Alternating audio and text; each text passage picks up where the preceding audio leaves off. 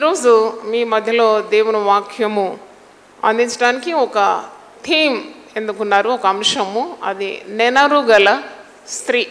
అంటే మరి దాని అర్థం ఏంటి? నెనరు గల స్త్రీ యొక్క స్వభావాలు, పరిశుద్ధ గ్రంథం నుండి నెనరు గల స్త్రీ ఏ విధంగా ఉండాలని వాక్యం బోధిస్తుంది. ఇవన్నీ ఈరోజు మనం నేర్చుకోవాలి. సామెతల గ్రంథం 11వ అధ్యాయము 16వ వచనంలో ఈ మాట ఉంది. నెనరు గల స్త్రీ ఘనత నొందును, బలిష్ఠులు ఐశ్వర్యము చేపట్టుదురు. అంటే బలిష్ఠులు ఏ విధంగా ఐశ్వర్యాన్ని చేపడతారో అలాగే ఒక నెనరు గల స్త్రీ ఘనతను చేపడుతుంది. అంటే బలిష్ఠులు, బలాఢ్యులు, పరాక్రమవంతులు వారు యుద్ధములో గొప్ప విజయాన్ని సాధించగలరు. వారు ఐశ్వర్యాన్ని చేపడతారు, పట్టణాలను స్వాధీనం చేసుకుంటారు, భూములను మరి ఆక్రమించుకోగలరు. అంటే బలిష్ఠులు, బలాఢ్యులు ఎన్నెన్నో కార్యాలు సంపాదించుకోగలరు, వారికి శక్తి ఉంది. అయితే నెనరు గల స్త్రీ ఘనతను సంపాదించుకుంటుంది. దేవునికి స్తోత్రం. అంటే ఇంగ్లీష్ బైబిల్లో చూసినప్పుడు ఏ గ్రేషియస్ ఉమన్ అంటే దేవుని చేత కృప పొందిన స్త్రీ, సాత్వికమైన స్త్రీ, దేవుని యందు భయభక్తులు గల స్త్రీ, ఒక పవిత్రమైన స్త్రీ, దేవుని యందు ప్రగాఢమైన విశ్వాసం కలిగిన స్త్రీ, దేవుణ్ణి ఆశ్రయించే స్త్రీ, మరి ఆత్మఫలము ప్రేమ నుండి ఉద్భవించే నవరుచులు నిండుకున్న స్త్రీ, ఇలాంటి ఫలభరితమైన జీవితం గల స్త్రీ. అంటే ఆత్మపూర్ణురాలు, పరిశుద్ధాత్మ చేత నడిపింపబడే స్త్రీ, ఆత్మ నియంత్రణములో ఉన్న స్త్రీ, ఆత్మ ఆధీనములో మరి జీవితాన్ని ముందుకు కొనసాగిస్తున్న స్త్రీ. అంటే దేవునికి ఇష్టురాలు, నెనరు గల స్త్రీ. చూడండి, లోకానికి రక్షకుడు రావాలంటే ఒక నెనరు గల స్త్రీని ఎన్నుకున్నాడు. ఎవరామె? మరియా. హల్లెలూయా. ఒక కన్యక, ఆమె పేద బీద వడ్ల కన్యక. అయినా ఆమెలో దేవుడు చాలా విశిష్టమైన గుణాలు చూసినాడు. అందుకే అంటాడు, దయాప్రాప్తురాలా నీకు శుభము, దేవుడు నీకు తోడై ఉన్నాడు. మరియా, నువ్వు భయపడకు, నువ్వు దేవుని వలన కృప పొందితివి. హల్లెలూయా. మరి దేవుని వలన కృప పొందిన స్త్రీ. ఈ లోకంలో మనం చాలా రీతుల్లో స్త్రీలను చూస్తుంటాం. కొందరు స్త్రీలకు హడావుడి ఎక్కువ, ఎప్పుడు చూసినా హడావుడి, ఎప్పుడు చూసినా హడావుడి. అలాగొక స్త్రీ ఉంది, మార్తా.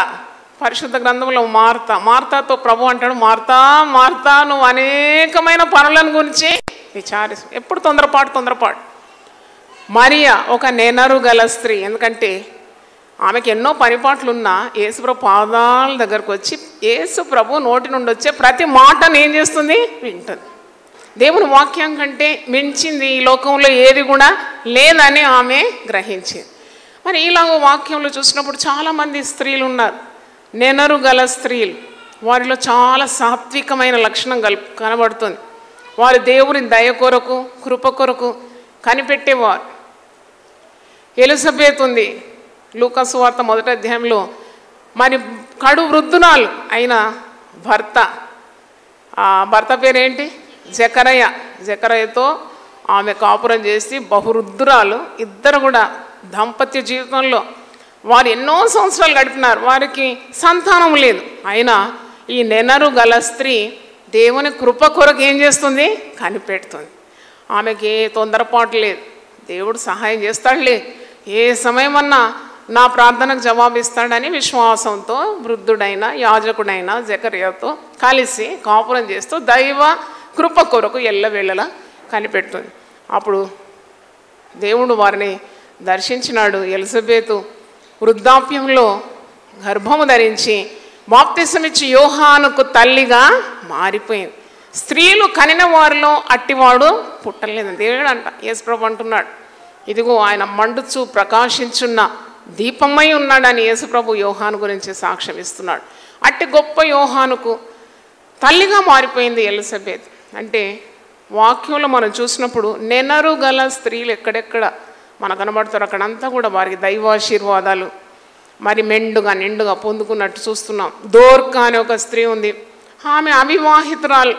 ఆమెకు భర్త, మరి పిల్లలు, సంసారం, కాపురం, లేకుంటే ఆమెకు బంధువులు బలగాలు ఉన్నట్టు లేదు. కానీ అపోస్తల కార్యం 9వ అధ్యాయంలో ఈ నెనరు గల స్త్రీ ఆమెకు దేవుడు ఇచ్చిన తలాంతును చక్కగా వాడుకుంది. ఆమె దగ్గర ఏముంది?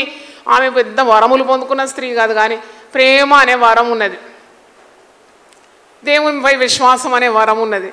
సో ఒక సూది ఉంది, ఒక దారం ఉంది. దాంతో ఏం చేసింది? ఆమె విధవరాళ్లకు, తల్లిదండ్రులు లేని అనాథులకు ఆమెకి ఇచ్చిన చిన్న తలాంతు చక్కగా వాడుకుంది. వస్త్రాలు కుట్టించింది. మరి ఆమె ఒక నెనరు గల స్త్రీగా మనం ఎంచుతున్నాం. ఎందుకంటే ఆమె దేవుని ప్రేమ మరి దిక్కులేని వ్యక్తులకు ఆమె ఏం చేస్తుంది? పంచుతుంది. అంటే ఆమె దేవుని భయం కలిగిన స్త్రీ, దేవుడిచ్చిన బాధ్యతలు, దేవుడిచ్చిన తలాంతులు చక్కగా వాడుకుంటుంది. ఎస్తేరు మరి ఒక నెనరు గల స్త్రీ అని చెప్పొచ్చు. ఎందుకంటే ఆమె పేదది బీదది కాదు, ఆమె రాణి, ఆమె ఒక అనాథ బాలిక.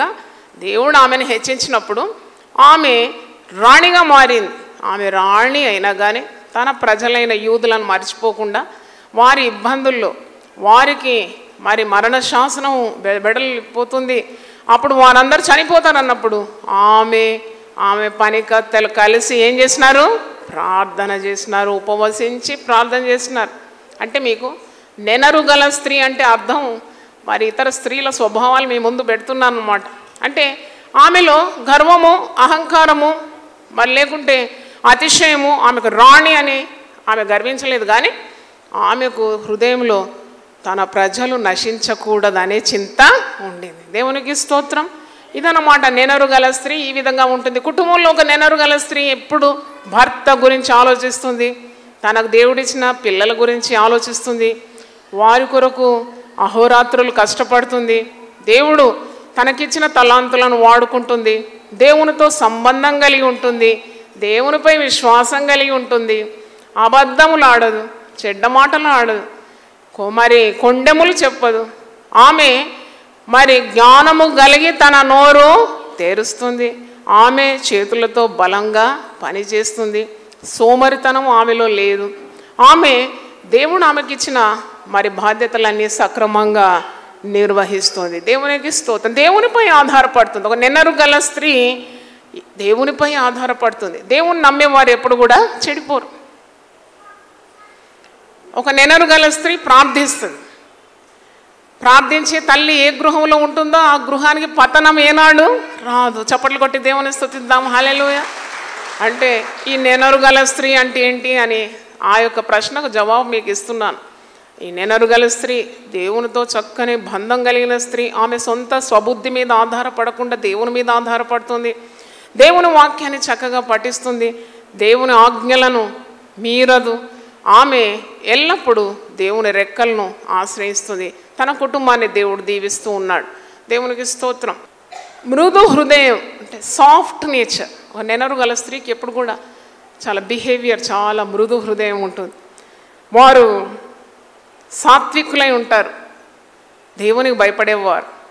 వాక్యంలో ఉంది కదా, అందము మోసకరము, సౌందర్యం వ్యర్థము, యెహోవా యందు భయభక్తులు కలిగిన స్త్రీ కొనియాడబడును. దేవుడు మెచ్చుకుంటాడు, మనుషులు మెచ్చుకుంటారు.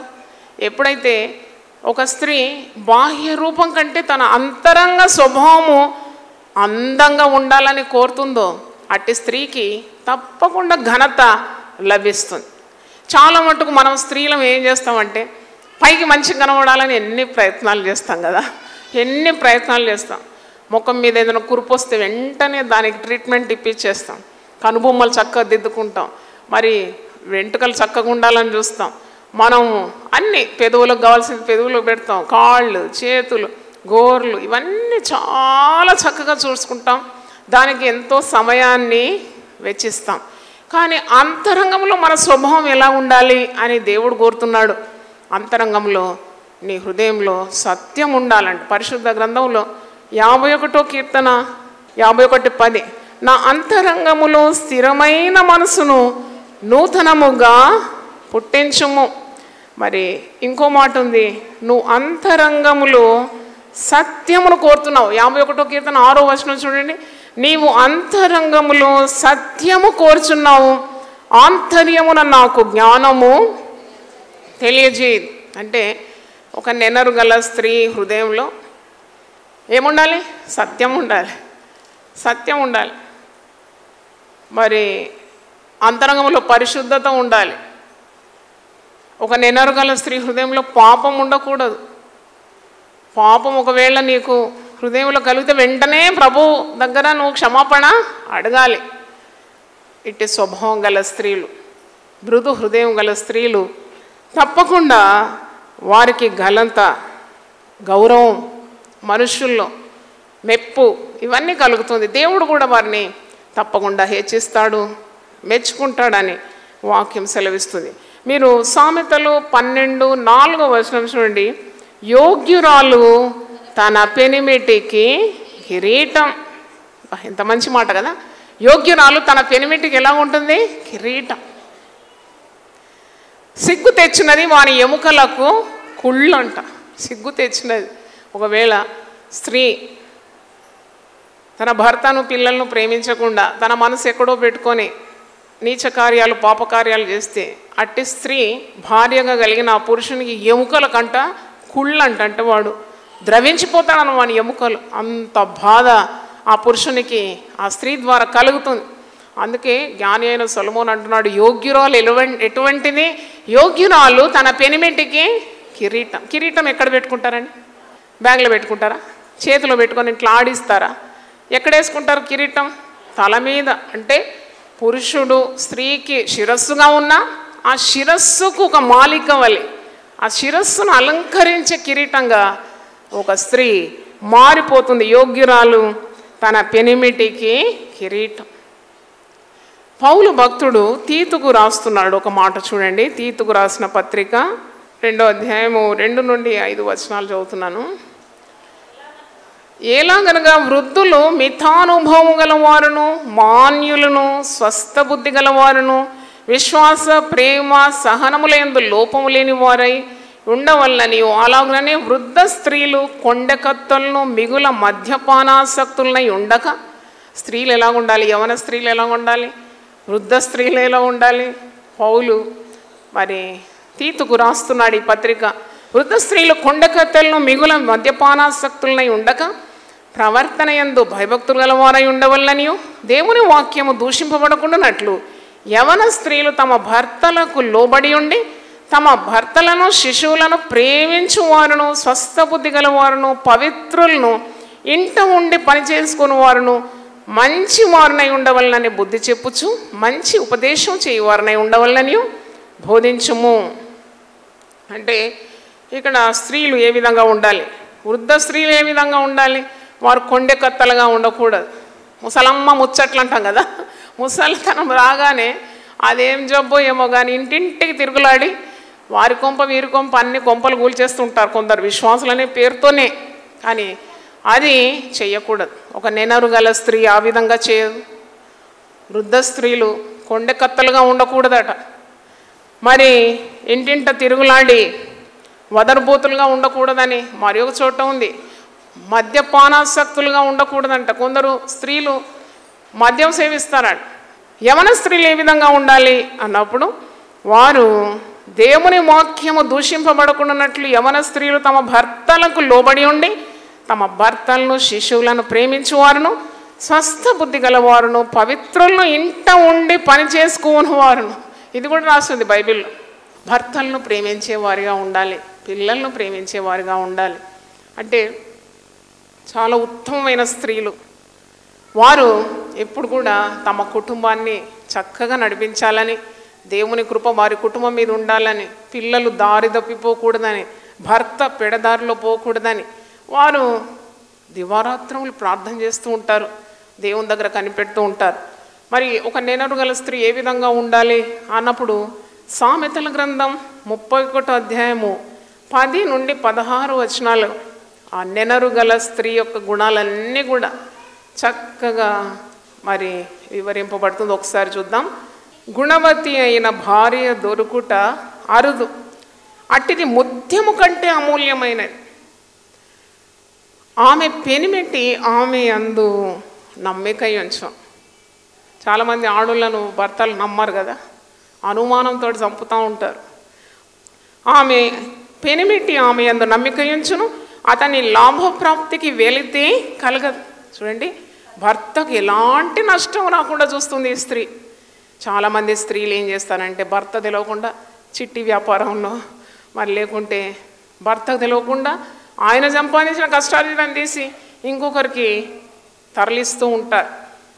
భర్తకు తెలియకుండా ఇలాంటి పనులు అస్సలు చేయకూడదు. భర్త సంపాద్యానికి ఒక గుణవతి అయిన భార్య, ఒక నెనరు గల స్త్రీ ఏనాడు కూడా నష్టము చేయదు. ఆమె లాభప్రాప్తికి, అతని లాభప్రాప్తికి వెలితి కలగకుండా ఈమె చూస్తుంది. ఆమె తాను బ్రతుకు దినములన్నీ అతనికి మేలు చేయను కానీ కీడేమీయూ చేయదు. హల్లెలూయా చెప్పండి ఒకసారి. ఆమె బ్రతుకు దినాలన్నీ కూడా తన భర్తకు మేలే చేస్తుంది కానీ కీడు చేయదాం. ఆమె ఏ పని చేసినా భర్త మేలు, పిల్లలకు మేలు. ఆమె గొర్రెబొచ్చును అవిసెనారను వెతుకున్న తన చేతులారా వాటితో పనిచే. గొర్రెబొచ్చు అవిసెనార అంటే ఇప్పుడు మన చేతుల్లో అవి లేవు, కానీ చేతులారా మనస్ఫూర్తిగా దేవుడిచ్చిన పనిని మనము చేస్తున్నాం. దేవునికి స్తోత్రం. వర్తకు పోడలు దూరం నుండి ఆహారం తెచ్చినట్లు ఆమె దూరం నుండి ఆహారము తెచ్చుకో. చాలా శ్రమజీవి అన్నమాట. ఒక నెనరు గల స్త్రీ కష్టపడడానికి భయపడదు. ఆమె చేతులతో బలంగా పనిచేస్తుంది. చేతికి వచ్చిన పని ఏ శక్తి వంచన లేకుండా చేస్తుంది. సరే, కొందరు ఇండ్లు చూసినప్పుడు తెలిసిపోతుంది ఆ ఇల్లాలు ఎలాంటిదని. ఈమె తన ఇంటి వారికి ఏ కొదువు ఉండకూడదని కష్టం చేసి ఆమె సంపాద్యాన్ని ఇంటికి వాడుతుంది. ఆమె ఎప్పుడు లేస్తుందండి? 15వ వచనం. ఆమె చీకటితోనే లేచి తన ఇంటి వారికి భోజనము సిద్ధం. చీకటితోనే లేచి పని చేయడం, చీకటితోనే లేచి ఆమె ఇంటి వారికి ఆమె ఏమి సిద్ధపరుస్తుంది? భోజనం. భోజనం అంటే కేవలం తినే భోజనం మాత్రం కాదు, దేవుడిచ్చే మన్నాను కూడా ఆమె సిద్ధపరచుకుంటుంది. అంటే దేవుని వాక్యం చదువుతుంది. మరి జీవాహారము ఈ రీతిగా లోకరీతిగా ఉన్న ఆహారం సిద్ధపరచుకుంటుంది. సూర్యుడు నెత్తి మీదకి ఎక్కినాక లేవదు ఈమె, ఇంకా సూర్యుడు ఉదయించకముందే లేసేస్తుంది. సూర్యుడు ఈమె లేచినాక సూర్యుడు ఉదయిస్తున్నాడు అన్నమాట. అందుకే ఈమె ఇంట్లో ఐశ్వర్యము, ఘనత, సమృద్ధి ఇవన్నీ కూడా దేవుడు ఆమెకు అనుగ్రహిస్తున్నాడు. నెనరు గల స్త్రీ యొక్క లక్షణం ఏంటంటే ధనము వ్యయం చేయకుండా, అడ్డగోలుగా ఖర్చులు పెట్టకుండా, వ్యర్థమైన వాటికి ఆమె ధనాన్ని పాడు చేయకుండా మెల్లగా ఆమె కూడబెట్టి ఆమెకు పొలం కొనుక్కుంటుందంట. హల్లెలూయా. ఎందుకంటే జ్ఞానం కలిగి ఆమె రాబో కాలం విషయము నిర్భయంగా ఉండాలంటే ఆమె ఏం చేస్తుంది? దేవుడిచ్చింది ఆమె పొదుపు చేస్తుంది, ఆమె కూడబెట్టుకుంటుంది. ఆమె ఇతరులకు ఆమె చెయ్యి చాపదు. ఆమె ఇతరులకు సహాయం చేసే స్థితిలో ఉంటుంది, కానీ ఇతరుల దగ్గర ఆమె అడుక్కోదన్నమాట. చాలామందికి మరి అప్పు చేసే అలవాటు. అట్టివారు నెనరు గల స్త్రీలని నేను అనను, ఎందుకంటే వారికి తెలివి లేదు. ఉన్నదాంతో చదువుకోకుండా అప్పుల పాలైపోతారు. ఆమె నడికట్టు చేత నడుము బలపరుచుకొని చేతులతో బలముగా పనిచేస్తుంది. హల్లెలూయా. ఆమె అయ్యో నడుము నొప్పి, కాలు నొప్పి, ఆ నొప్పి, ఈ నొప్పి కదా. కొందరు స్త్రీలు నోరు తెరిస్తే ఏం మాట తెలుసా? నొప్పి నొప్పి నొప్పి నొప్పి. ఆ భర్తలు, మీకు దేవుని దీవెన మీ జీవితం మీద, మీ బిడ్డల మీద దేవుని దయ రావాలంటే అస్సలు భర్తలు మీరు తిట్టే అవసరమే లేదు. ఎందుకంటే భర్త అనేది దేవుడు ఇచ్చిన శిరస్సు. నీ తల బాదుకుంటే నీకు నొప్పి వస్తుంది కదా, అలాగే నువ్వు భర్తను తిడితే ఆ కీడు నీ మీదకే వస్తుంది. కాబట్టి తిట్టదు, దేవునికి అప్పగించి అంతే. దేవుడు ఇచ్చిన భర్తలను తప్పకుండా ప్రేమించాలి, వారి కొరకు ప్రార్థన చేయాలి, వారిలో ఉన్న మంచి గుణాలు కొరకు దేవుని స్తుతించాలి, లేని గుణాల కొరకు దేవుణ్ణి అడగాలి. అంతే కదా, సింపుల్. హల్లెలూయా. మరి చాలామంది స్త్రీలు బాధపడుతున్నారు. నాకు తెలుసు, త్రాగుబోతు భర్తలతో కాపురం చేయడం అంటే మాట కాదు, ముచ్చట కాదు, చాలా కష్టపడాలి అటువంటి భర్తల కొరకు. అట్టివారికి కూడా పరిశుద్ధ గ్రంథంలో మార్గం అయితే ఉన్నది. ఎందుకంటే యేసుప్రభు ఏమన్నాడు? నేనే మార్గము, నేనే సత్యము, నేనే జీవమై ఉన్నాను. మరి అట్టివారికి కూడా మార్గం ఉన్నది తప్పకుండా. అట్టివారు కూడా ఓర్పు చేత తమ ప్రాణములను దక్కించుకుంటారు. ఓర్పు చేత గొప్ప ద్రోహ కార్యములు కుటుంబంలో జరగకుండా కాపాడుకుంటారు. ఓర్పు అనేది ఆత్మఫలం. కాబట్టి అట్టివారు ప్రార్థన చేత చాలామంది భర్తలను మార్చుకున్న వారు ఉన్నారు. తమ పవిత్రమైన ప్రవర్తన చేత వాక్యము లేకుండానే తమ భర్తల ప్రవర్తనను ఏం చేసినారంట? మార్చేసినారంట. చప్పట్లు కొట్టి దేవుని స్తుతించారు. హల్లెలూయా. అంటే నెనరు గల స్త్రీ తన పవిత్రమైన ప్రవర్తన చేత, దేవుని భయం గల స్త్రీ, మరి ఆమె అవిశ్వాసి అయిన భర్తను కూడా విశ్వాసిగా మార్చుకుంటుందని పేతురు భక్తుడు తన పత్రికలో సెలవిస్తున్నాడు. ఇక్కడ ఇంకా మిగిలిన వాక్యాలు చూద్దాం. ఆమె నడికట్టు చేత నడుము బలపరుచుకుంటుంది, చేతులతో బలముగా పని చేస్తుంది. హల్లెలూయా. కొందరు స్త్రీలు పని చేస్తుంటే ఇంకా చూడాలనిపిస్తుంది, చూడముచ్చట అనిపిస్తుంది. అబ్బా కొంగు తీసి నడుము గట్టి కట్టుకొని, అబ్బా కొద్దిగా చీర కొద్ది పైకి చెక్కుకొని, ఇక పని పని పని పని పని. దేవుడిచ్చిన ఆరోగ్యం అంతా తమ కుటుంబాల కొరకు, కొన్నిసార్లు సంఘములో ఏదైనా సేవ చేయడానికి ఏ శక్తి వంచన లేకుండా పూర్ణ హృదయంతో వారు పనిచేస్తారు. ఆ సీన్ ఎంత బాగుంటుందో కదా, ఎంత బాగుంటుంది కదమ్మా, చూడ ముచ్చటంగా అనిపిస్తుంది. అది దేవుడు చూస్తున్నాడు, నీ శ్రమను చూస్తున్నాడు, నీ పరిచర్యను చూస్తున్నాడు, నీ విశ్వాసాన్ని చూస్తున్నాడు, నీ సహనాన్ని చూస్తున్నాడు, నీ ప్రేమను కూడా ఆయన చూస్తున్నాడు. చప్పట్లు కొట్టి దేవుని స్తుతిద్దాం. హల్లెలూయా. అందుకే ఇంట్లో పనిచేయడానికి కానీ సంఘంలో పనిచేయడానికి ఎప్పుడు కూడా వెనుకాడకూడదు. ఈమె ముక్కుతూ మూలుగుతూ ఆ నొప్పి ఈ నొప్పి ఏ నొప్పి, ఏ నొప్పి కూడా నిన్ను బాధించదండి. నువ్వు ఉదయమే లేచి కొద్దిగా అటు ఇటు తిరిగి స్తుతిస్తూ ప్రార్థన చేస్తున్నప్పుడు క్రొత్త ఆరోగ్యం ప్రతిదినం ఇస్తాడు. దేవునికి స్తోత్రం. ఆయనకు ప్రతి దినము నూతనంగా నీ పట్ల వాత్సల్యము కలుగుతుంది. చప్పట్లు కొట్టి దేవుని స్తుతి. హల్లెలూయా. ఎందుకంత సుస్థి, ఎప్పుడు సుస్థి. ఆ ముఖాలు చూస్తే దరిద్రం ముఖాలు అనిపిస్తుంది. లేవాలంతే, లెమ్ము తేజరిల్లుము, దేవుని వెలుగు నీ మీద ప్రకాశిస్తుంది. ఉదయం లేవడానికి సాతానుడు అస్సలు ఒప్పుకోడు. పండుకో, నీకు రెస్ట్ కావాలి, నీకు బాగాలేదు, నీకు ఆ రోగం ఉంది, ఈ రోగం ఉంది, నీకు తల తిరుగుతుంది, ఇలాంటివన్నీ సాతానుడు ఎప్పుడు మోసగాడు, అబద్ధికుడు, అబద్ధములకు జనకుడు. నువ్వు లేవు అంతే, లేచి కొద్దిగా ఇంటి చుట్టూ నడువు, ప్రార్థన చేస్తున్నాడు. దేవా, నా భర్తను, నా పిల్లలను, నా కుటుంబాన్ని ఆశీర్వదించిన ఆయన, మేము చేసే ప్రయత్నాలన్నీ సఫలపరిచయ్యా, మా చేతుల కష్టార్జితాన్ని దీవించయ్యా, నా పిల్లలకు మంచి తెలివి జ్ఞానము దయచేయ. ఆ ప్రార్థన చేయి, వెంటనే దేవుడు నీకు నూతన శక్తి ఇస్తాడు. చక్కగా పోయి పనులు చేసుకోవాలి, ప్రార్థన చేసుకోవాలి, వాక్యం చదవాలి, చక్కగా దేవుడు నీకు టైం ఇస్తాడు. దాంట్లో అనుమానం లేదు. ఈమె చేతులతో బలంగా పని చేస్తుంది ఈ స్త్రీ అని 18వ వచనం చూడండి. తన వ్యాపార లాభము అనుభవము చే తెలుసుకొను. రాత్రి వేళ ఆమె దీపము ఆరిపోదు. రాత్రి వేళ ఈమె దీపం ఆరిపోదంటే అర్థం ఏంటి? లైట్ వేసుకొని పండుకుంటుందా అంటే, రాత్రి వేళ కూడా ఈమె ప్రార్థన చేస్తుందో, వాక్యం చదువుతుందో, మరుసటి రోజుకున్న మరి కార్యాలన్నీ, కూరగాయలన్నీ తరిగి పెట్టుకుంటుందో, కష్టపడుతుందో. చూడండి ఎంత శ్రద్ధ గల స్త్రీ. ఆమె దీపం ఆరిపోవడం లేదు అంటే ఆమె కష్టజీవి అని మనకు అర్థమవుతుంది. 19వ వచనం, ఆమె పంటను చేత పట్టుకొని తన వ్రేళ్లతో కదురు పట్టుకొని వడుకోను. ఆమె వడుకుతుందంట తన కొరకు వస్త్రాలు, తన ఇంటి వారి కొరకు వస్త్రాలు వడుకుతుందంటే ఎక్స్ట్రాడినరీ అబిలిటీ. అంటే ఆమె చేయలేని ఏం పని ఉంది? ఆమె ద్రాక్ష తోట కొంటుంది, పొలాన్ని కొంటుంది, ఆమె వడుకుతుంది, ఆమె భూమిని సేద్యపరుచుకుంటుంది. ఆమెకు రాని పని అంటూ లేదన్నమాట. తర్వాత 20వ వచనం చూడండి, దీనులకు తన చెయ్యి చాపును, దరిద్రులకు తన చేతులు చాపు. అమ్మా అన్నప్పుడు వెంటనే వచ్చి ఆహారం ఇస్తుందనే ఆశతోటి అమ్మా అని పిలుస్తున్నాడు. ఒక స్త్రీ, నెనరు గల స్త్రీ, ఎప్పుడు కూడా దయార్థ హృదయం. ఈ వాక్యం విన్నాక ఈ గుణాలన్నీ రావాలని ప్రార్థన చేసుకోవాలి. హల్లెలూయా. దేవా, నాకు దయచే ప్రభువా.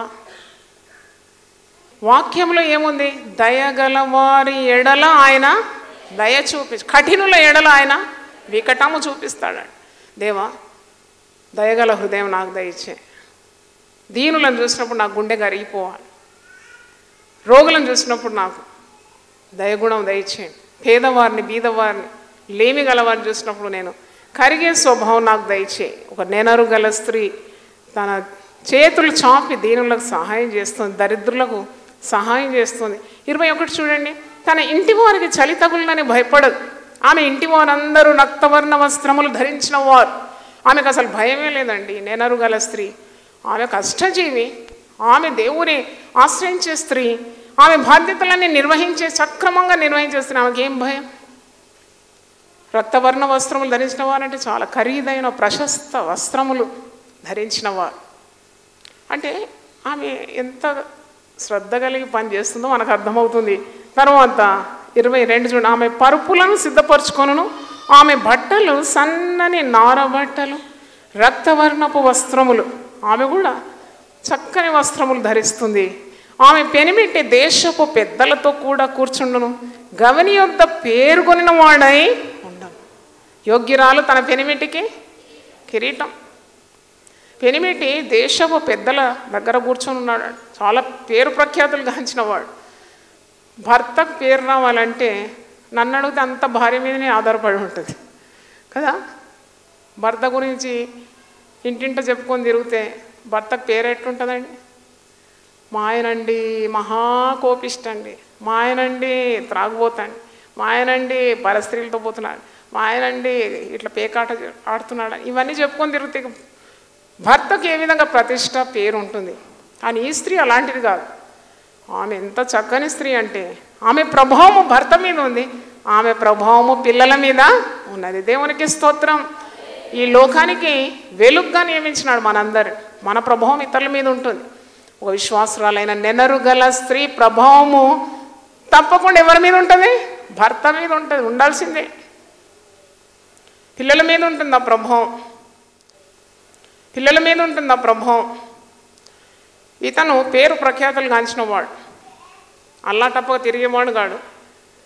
ఆమె ఎలా ఘనురాలైన స్త్రీయో, నెనరు గల స్త్రీయో, భర్త కూడా ఆ విధంగానే చాలా మర్యాదను ప్రజల యొద్ద నుండి పొందుతున్నాడు. 23 ఆమె పెనిమిటి దేశపు పెద్దలతో కూడా కూర్చుండును, గవిని యొద్ద పేర్కొనిన వాడై ఉండును. ఆమె నారబట్టలు నేంచి అమ్మును, నడికట్లకు వర్తకులకు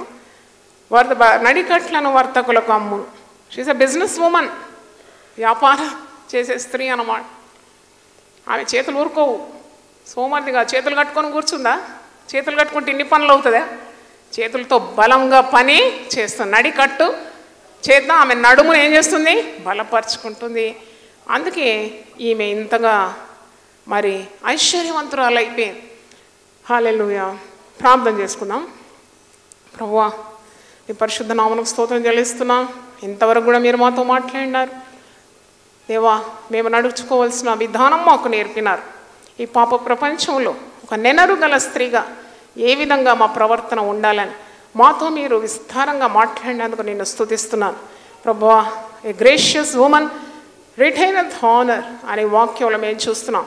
నీ వల్ల కృప పొందిన స్త్రీగా, నీ దీవెన పొందిన స్త్రీగా, నీ ఆశీస్సులు అందుకున్న స్త్రీగా, ఇంటికి మాదిరికరమైన తల్లిగా, భార్యగా, ఓ సమాజంలో ఒక నీతిమంతురాలైన సేవకురాలుగా, నైనా మన రాజ్యం కట్టేదానిగా ప్రతి స్త్రీని మీరు ముద్రించి అభిషేకించి నీ యొక్క జ్ఞానంతో మీరు నింపుమని టీవీ ద్వారా దేవుని వాక్యం విన్న ప్రతి బిడ్డను కూడా మీరు దీవించి ఆశీర్వదించి ఇలాగూ వర్ధిల్ల చేయమని, సకల ఆశీర్వాదాలు మాకు నిండుగా దయచేయమని, వారి అవసరతలన్నీ కూడా మీరు తీర్చుమని యేసు పరిశుద్ధ నామములో అడిగి వేడుకుంటున్నాను తండ్రి. ఆమేన్.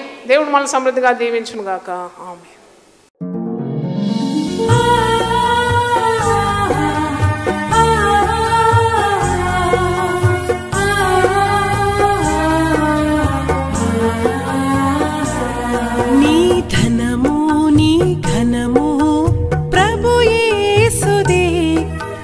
దశమా భాగమునీయ వెనుదీతువా, నీ ధనము నీ ఘనము ప్రభు యేసుదే, నీ దశమా భాగమునీయ వెనుదీతువా. ధరలోన ధనధాన్యములనీయగా కరుణించి కాపాడి రక్షింపగా,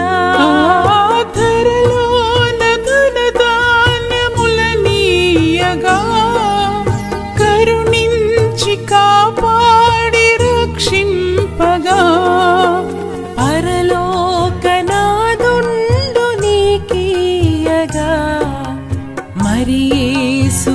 కొరకీయవెనుదీతువా పరలోకనాథుండు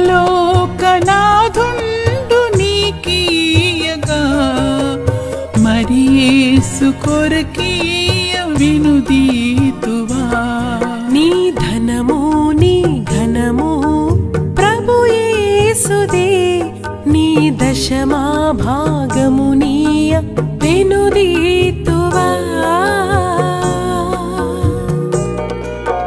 పాడి పంటలు ప్రభువు నీకీయగా కూడు గుట్టలు నీకు దయచేయగా పాడి పంటలు ప్రభువు నీకీయగా కూడు గుట్టలు నీకు దయచేయగా వీడంగ ప్రభు యేసు నామంబును గడువే